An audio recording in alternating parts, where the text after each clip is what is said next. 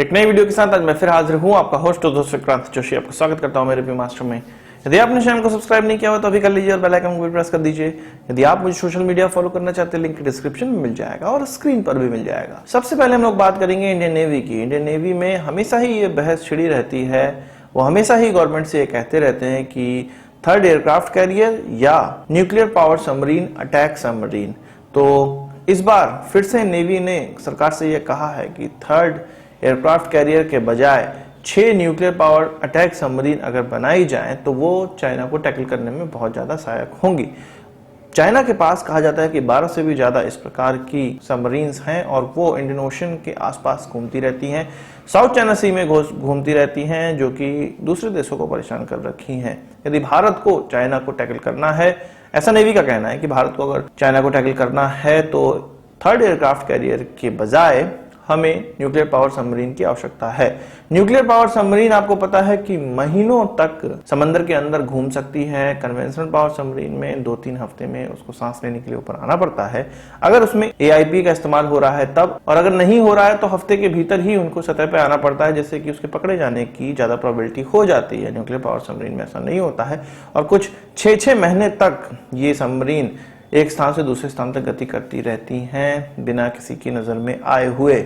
तो चीन के पास न्यूक्लियर पावर सबमरीन काफी संख्या में है, भारत के पास केवल 1 या 2 हैं और हमें ज्यादा से ज्यादा संख्या में इस प्रकार की सबमरीन्स की आवश्यकता है। यही चीज इंडियन नेवी ने कन्वे की है। बात कर लेते हैं कावेरी इंजन और उसके पार्ट्स की। मिश्र धातु निगम लिमिटेड का आप नाम ने सुना होगा, PSU है ये भारत सरकार की। तो इसके माध्यम से अलग अलग प्रकार के अलॉय बनाए जाते हैं, उनका प्रोडक्शन किया जाता है। इसी प्रकार से कावेरी इंजन के लिए एक हाई टेम्परेचर अलॉय की आवश्यकता थी, जिसको कि भारत में ही तैयार किया गया है। हालांकि इसका रॉ मटेरियल केवल 70% भारतीय है। इसके अलावा दूसरे देशों से ये रॉ मटेरियल प्राप्त किया गया है, पर इसको देश में ही बनाया गया है। और ये जो अलॉय है, अलॉय के पार्ट, अलॉय से बनाए हुए पार्ट हैं, वो कावेरी इंजन के लिए अब भेज दिए गए हैं। इस कंसाइनमेंट में निकल बेस्ड सुपर अलॉय और टाइटेनियम अलॉय के फोर्स्ड बार जो एयरवर्दी सर्टिफिकेशन लिए हुए हैं उनको भेजा गया है। एक्चुअल में कावेरी इंजन हम लोग जो ड्राई टाइप है उसको अपने इंडिजिनस ड्रोन के लिए बना रहे हैं, UAVs के लिए बना रहे हैं, और ये जो पार्ट्स हैं जो भेजे गए हैं वो इसी इंजन में लगने वाले हैं, इसी ड्राई टाइप कावेरी इंजन में लगने वाले हैं। इसकी एयरवर्दीनेस लेने के लिए कुछ 2.5 महीनों की कड़ी मशक्कत के बाद मिश्र धातु को इसका सर्टिफिकेशन प्राप्त हुआ और एड़ी चोटी का जोर उन्होंने लगाया, तब जाके 2.5 महीनों में सर्टिफिकेशन प्राप्त हुआ है, ताकि यह प्रोजेक्ट जल्दी से जल्दी कंप्लीट हो। और अब जाके इसको सेंड किया गया है कावेरी में लगने के लिए। बात कर लेते हैं रफेल एयरक्राफ्ट की। अगले ही हफ्ते 3 रफेल एयरक्राफ्ट और भारत आने वाले हैं। इसके अलावा यह कहा जा रहा है कि अप्रैल के लास्ट में 9 रफेल एयरक्राफ्ट और आ जाएंगे भारत। 11 ऑलरेडी भारत आ चुके हैं, उनका इस्तेमाल हो रहा है अंबाला एयरबेस में, और अब जाके जो 3 आएंगे वो भी अंबाला एयरबेस में ही जाएंगे, पर जो बाकी 9 आएंगे बाद में वो हसीमारा जाएंगे वेस्ट बंगाल, ताकि वो चीन की तरफ उड़ान भर सकें या चीन बॉर्डर पर अपनी नजरें गड़ाए रखें। हम जानते हैं कि इस साल के अंत तक 36 के 36 रफेल डिलीवर करने हैं फ्रांस को, और उसी की कवायद में फ्रांस जल्द से जल्द लगा हुआ है। वहां पर हमारे पायलट इनको उड़ाना सीख रहे हैं और UAE में ये प्रबंध किए जा रहे हैं कि वहां लैंडिंग करने के लिए जो 3 रफेल एयरक्राफ्ट भारत आएंगे वो UAE में पहले लैंड करेंगे और तब जाके फिर वहां से उड़ान भरेंगे। तो इस लैंडिंग के लिए जब ये शेड्यूल है वो प्राप्त हो जाएगा, उसकी अनुमति मिल जाएगी, तब जाके ये जो एयरक्राफ्ट है वो फ्रांस से उड़ान भरेंगे। हम चाहेंगे जितने बचे हुए रफेल हैं वो जल्द से जल्द भारत आ जाए, ताकि पाकिस्तान और चीन अगर भारत की तरफ नजर उड़ा के देखना चाहते हैं तो उनको 2 बार 3 बार नहीं 10 बार सोचना पड़े। बात कर लेते हैं एयरफोर्स और एयरफोर्स के पायलटों की। सरकार ने एक आंकड़ा पार्लियामेंट में दिया जिसमें कि कहा कि 405 पायलट्स की एयरफोर्स में कमी है। उन्होंने बताया कि 4239 सैंक्शन स्ट्रेंथ है एयरफोर्स में पायलटों की, जबकि अभी 3834 पायलट ही एयरफोर्स में हैं। उन्होंने यह भी बताया कि 260 एयरक्राफ्टों के माध्यम से इन पायलटों को ट्रेनिंग दी जा रही है। इसमें प्लाटस PC-7 MK2, किरण MK1A, ह्वाक MK132 advance jet trainers हैं। तो देखा आपने किस प्रकार से हमारे यहाँ पायलटों की भी कमी है, एयरक्राफ्ट की कमी तो हमेशा रहती ही है।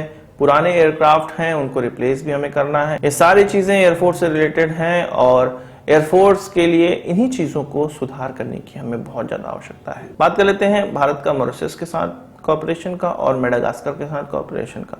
मेडागास्कर के स्पेशल इकोनॉमिक जोन में भारत और मेडागास्कर की नेवी के बीच में एक एक्सरसाइज हुई जिसको पासएक्स कहा जा रहा है। पासएक्स मतलब एक नेवी दूसरे नेवी के क्षेत्र से गुजरते हुए जो एक्सरसाइज करती है उसको पासएक्स कहते हैं। भारतीय नेवी यहां से गुजर रही थी या कई बार यहां पर डिप्लॉयमेंट रहता है और नेट सिक्योरिटी प्रोवाइडर भारत यहां पर है इस लोकेशन में। तो यहां पर पासएक्स मेडागास्कर की नेवी के साथ किया गया। भारत की इसमें आईएनएस शार्दुल ने भाग लिया।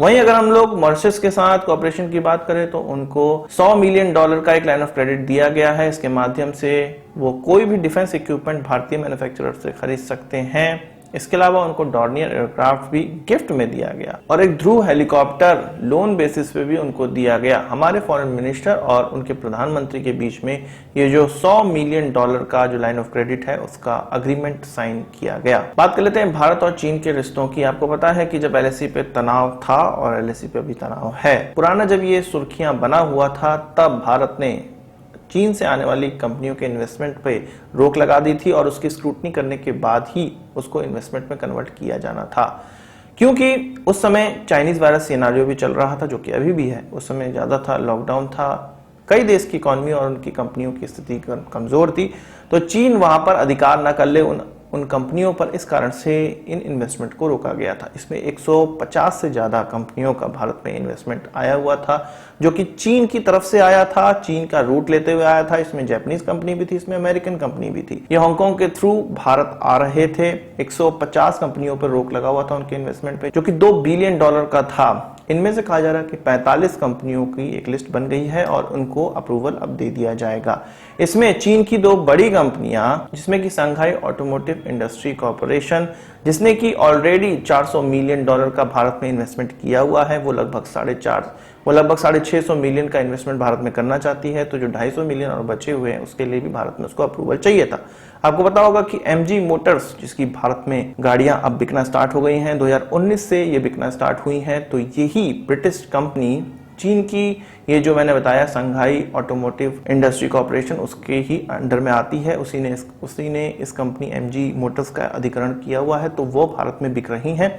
तो वही 400 मिलियन का जो इन्वेस्टमेंट था उसके थ्रू ही ये कंपनी भारत में आई थी। इसके अलावा उनकी जो ग्रेट वॉल मोटर्स कंपनी है जो कि भारत में GM को अधिग्रहण करने जा रही है, जनरल मोटर्स को अधिग्रहण करने जा रही है। उसका प्लांट भारत में ये लगभग $250 मिलियन में खरीद रहे हैं। $1 बिलियन का इनका पूरा इन्वेस्टमेंट का प्लान है, तो वो भी प्लान को हो सकता है कि मंजूरी प्राप्त हो जाए। तो जैसे ही मेन स्ट्रीम मीडिया में ये बुला दिया गया कि भारत के साथ चीन के साथ तनाव चल रहा है भारत का, धीरे धीरे इनके इन्वेस्टमेंट को भी अब पास किया जा रहा है। आज के इस वीडियो के लिए बस इतना ही। आशा करता हूँ कि वीडियो पसंद आया होगा। आप इसको एक बड़ा हमसे जरूर देंगे। इस वीडियो संबंध में सवाल सुझाव हो कमेंट बॉक्स में जरूर आइएगा और यदि आपने हमारा चैनल तो सब्सक्राइब नहीं किया उसे भी कर लीजिए, क्योंकि हम इस प्रकार की वीडियो लाते रहते हैं। नमस्कार, थैंक यू, जय हिंद।